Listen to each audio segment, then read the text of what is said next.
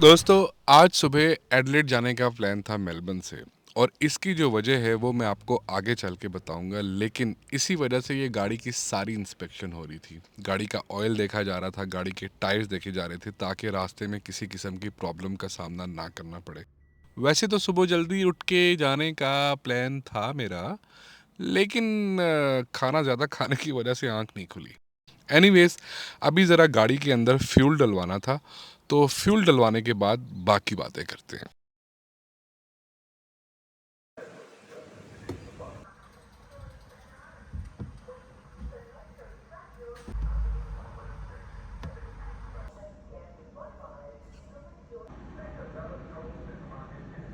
अच्छा, मेलबर्न से जो एडिलेड की ड्राइव है वो काफ़ी लंबी है, तकरीबन 8 घंटे तो ये शो कर रहा है मैप।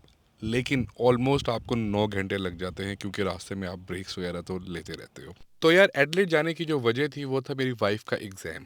मेरी वाइफ है डेंटिस्ट और पाकिस्तान में गवर्नमेंट जॉब करती थी, गवर्नमेंट हॉस्पिटल के अंदर। लेकिन ऑस्ट्रेलिया आने के बाद वो यहाँ पे प्रैक्टिस नहीं कर सकती क्योंकि ऑस्ट्रेलिया का ये रूल है कि जो भी डेंटिस्ट या डॉक्टर्स होते हैं उनको ऑस्ट्रेलिया का एग्ज़ाम क्लियर करना होता है। और इसी वजह से उन्होंने अपने एग्ज़ाम का जो सेंटर था वो एडिलेड चुना था और आज इसी सिलसिले में हम एडिलेड जा रहे थे। वैसे तो ये काफ़ी बोरिंग सा सफ़र है अगर आप अपनी वाइफ के साथ जा रहे हो। लेकिन आपको बुरा और लगता है जब रोड वर्क आ जाता है, जब रास्ते बंद हो जाते हैं और फिर आपको बिला वजह आधा घंटा इंतज़ार करना पड़ता है रास्तों का। लेकिन ये जो रास्ता बंद हुआ था उसके पीछे एक बहुत बड़ी वजह थी। अब होता क्या है कि अक्सर गर्मियों में दूर जंगलों के अंदर ऑस्ट्रेलिया में आग लग जाती है जिसको बुश फायर बोला जाता है, और अक्सर आपने भी न्यूज़ के अंदर देखा होगा। तो चंद दिन पहले यहाँ पे बुश फायर हुआ था जिसकी वजह से जंगलों में आग लग गई थी और इसी वजह से रोड की मुरम्मत हो रही थी। लेकिन अब आप ये देख सकते हो कि रोड की दोनों तरफ जो दरख्त हैं वो कितने बुरे तरीके से जल गए हैं, और साथ साथ जो घास था उसका भी बुरा हशर हो गया है, वो भी राख बन गया है। तो ऐसी सूरत हाल के अंदर जो यहाँ पे कैंगरूज होते हैं या कोआलाज होते हैं या दूसरे जानवर होते हैं, आप सोचो उनके साथ क्या होता होगा।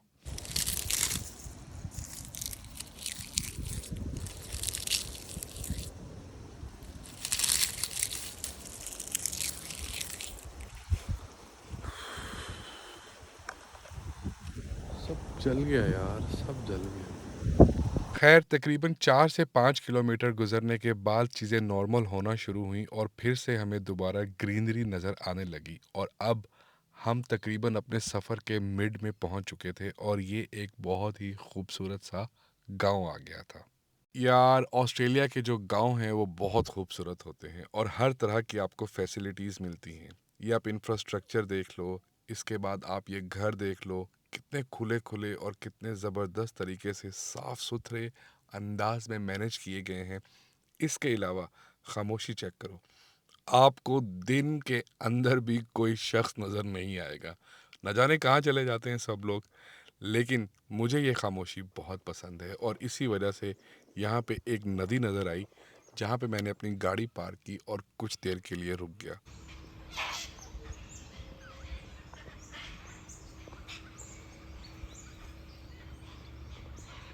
तो ये गांव काफ़ी फेमस है क्योंकि ये एडिलेड और मेलबर्न के एग्जैक्ट दरमियान में आता है, और इसकी एक और वजह भी है, और वो वजह ट्रक्स हैं। एग्जैक्टली ये वाले ट्रक्स, और ये ट्रक्स का चेंज ओवर की जगह भी है। अब चेंज ओवर का मतलब ये होता है कि एक ट्रक ड्राइवर जो एडिलेड से मेलबर्न का सामान लेके चला है और दूसरा ट्रक ड्राइवर जो मेलबर्न से एडिलेड का सामान लेके चला है, वो दोनों ट्रक ड्राइवर्स यहाँ पे आके मिलते हैं।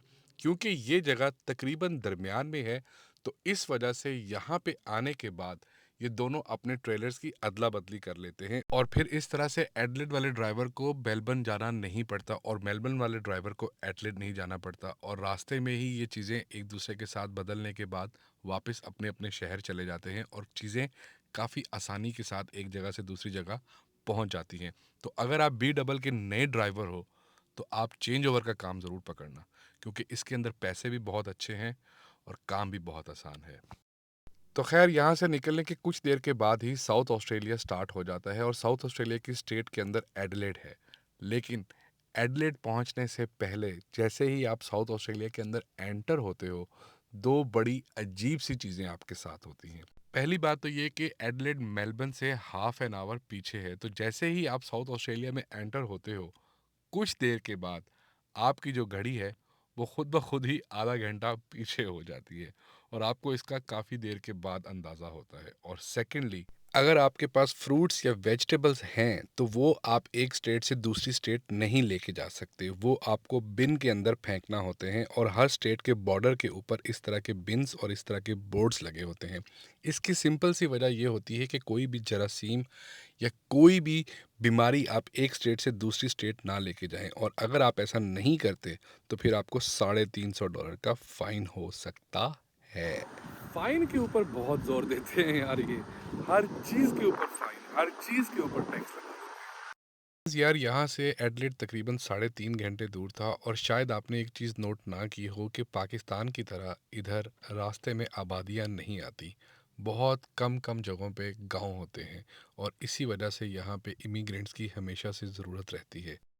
यार, मैंने फिर अपना नॉन स्टॉप अराई त्यारा एडिलेड की तरफ भगाया और वक्त पे ही पहुँच गया। लेकिन एडिलेड बहुत खूबसूरत है यार, आपको इस्लामाबाद की वाइब्स आती हैं। सीरियसली इतना खूबसूरत शहर मैंने ऑस्ट्रेलिया में पहले नहीं देखा, और ये मैं आपको आने वाली वीडियोस में भी दिखाऊंगा।